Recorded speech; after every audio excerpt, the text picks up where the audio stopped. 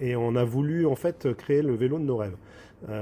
Et en fait, le vélo de nos rêves, il répondait à plein de critères. Il fallait déjà qu'il y ait une émotion qui se dégage. Et en fait, quand on allait nous-mêmes vouloir acheter un vélo électrique, on s'est aperçu dans les shops sur lesquels on est allé que tous les vélos ressemblaient. C'était le vélo de Monsieur Tout le Monde. C'était très bien, c'était bien fini. Il y avait plein de choses spécifiques, techniques et tout. Mais on n'a pas eu cette émotion. Donc déjà, ça a commencé là-dessus. Et puis après, on s'est aperçu que la majorité des vélos étaient fabriqués en Asie et que voilà, c'était pas quelque chose qui nous plaisait plus que ça.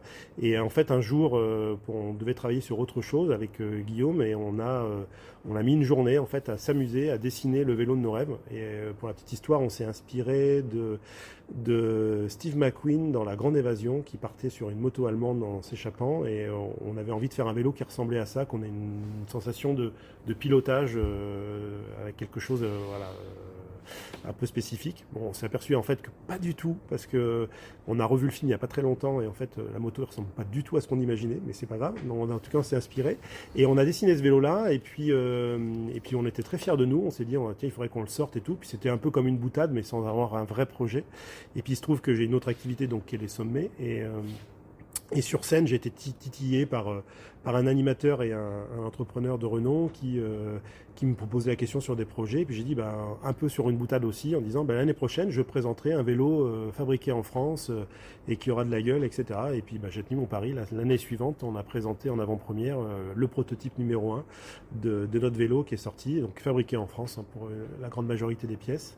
Et puis l'aventure était partie parce qu'en fait, on n'a pas fait l'étude de marché, on a sorti le vélo en faisant un énorme travail de sourcing.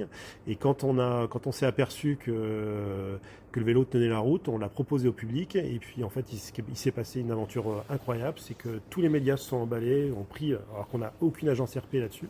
On a eu une page dans Paris Match, on a eu plein de choses. Enfin, l'aventure a été commencée, et puis on a vendu nos vélos, nos 24 premiers vélos. Hyper facilement. Donc vous avez fait finalement un peu l'antithèse d'une aventure de start-up habituelle qui va travailler énormément sa partie définition de marché, etc. Vous avez commencé par le produit fini, quoi. Exactement. En fait, on s'est dit s'il nous plaît et s'il nous procure cette émotion, ça va certainement matcher avec les autres.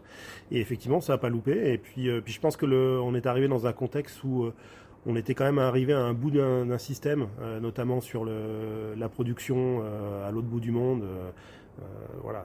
Et je pense qu'on cochait pas mal de cases là-dessus. On a voulu aussi faire un vélo qui était esthétiquement différent, qui était fabriqué en France, mais qui aussi avait des caractéristiques actuelles, c'est-à-dire on a beaucoup travaillé sur le bureau d'études pour la maniabilité, pour l'ergonomie, et donc du coup c'est pour ça que nos vélos, malgré le poids, qui est un vélo électrique, donc c'est relativement lourd, on dépasse les 100 à 120 km d'autonomie, parce qu'on a travaillé le centre de gravité pour qu'il soit le plus bas possible, pour qu'il soit hyper maniable, pour que qu'on ait des performances. Il y a un GPS embarqué, il y a quand même deux trois technos aussi. On utilise la fibre de carbone, la fibre de lin, et donc du coup il répondait à pas mal de critères. Et puis finalement on s'est aperçu que sur notamment la cible on va dire des nouveaux entrants sur le vélo, des gens qui achètent leur premier vélo pour la première fois, ils le comparent comme un troisième véhicule ou un second véhicule, et donc du coup le budget n'était moins un problème. Et puis on est plutôt effectivement parti sur une clientèle un peu plus premium, mais qui répondait à un besoin, parce que voilà, comme quand on achète je le dis souvent, mais quand on achète une montre de luxe, quand on achète un objet de décoration dans une grande marque française comme Hermès par exemple, c'est la même fonctionnalité, mais c'est pas le même prix, c'est pas le même positionnement, et en fait on est parti là-dessus sur le vélo. Et le fait qu'on soit pas issu du monde du vélo, je pense encore une fois, nous a vraiment aidé, parce que on n'a pas écouté les sirènes de tous nos confrères de l'époque qui quand on a commencé à grenouiller un peu dans ce milieu-là, nous ont tous dit l'important c'est le poids, l'important c'est le prix. Aujourd'hui c'est l'Asie qui fabrique tout et ça marche très très bien. Ils ont vraiment progressé et tout. Donc ça c'était avant le Covid, faut que je remette un peu dans le contexte. Et puis nous on s'est dit non. Et puis on nous a dit il faut 1 an et demi pour sortir un vélo. Nous on l'a sorti en 6 mois. Parce que justement on n'avait pas ces critères-là et On a peut-être mis un peu la pression un peu à tout le monde et puis on l'a fait comme on l'a voulu. On a fait un énorme travail de sourcing.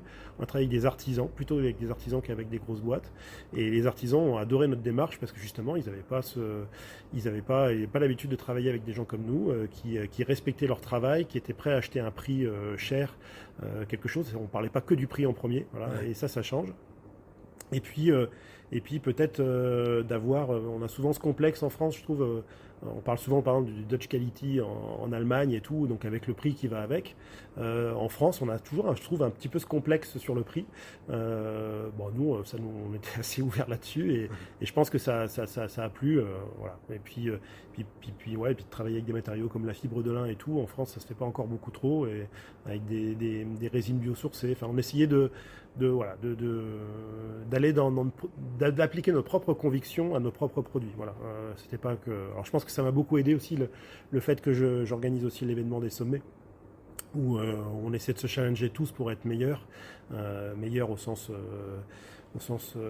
propre du terme, c'est-à-dire progresser avec des bonnes valeurs, pour bien se regarder devant la glace. Et du coup, on a appliqué un peu ce qu'on disait pour les autres, on a essayé de les appliquer pour nous, et puis on s'aperçoit qu'en fait, nos clients, contrairement à ce qu'on peut croire, et ce que nos confrères de l'époque nous avaient dit, ils sont très sensibles à cette démarche. En fait, la personne qui achète un vélo Heritage Bike, il est numéroté.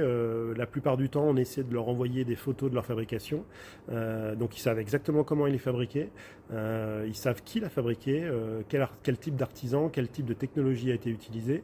Ils suivent ça. Ils savent qu'ils ont acheté un produit qui est éthiquement vraiment made in France au plus possible, et on progresse encore plus chaque jour là-dessus. Et en fait, ils apprécient ça. Ils n'achètent pas que le côté vélo qui est joli, etc. Je pense qu'ils achètent aussi une démarche.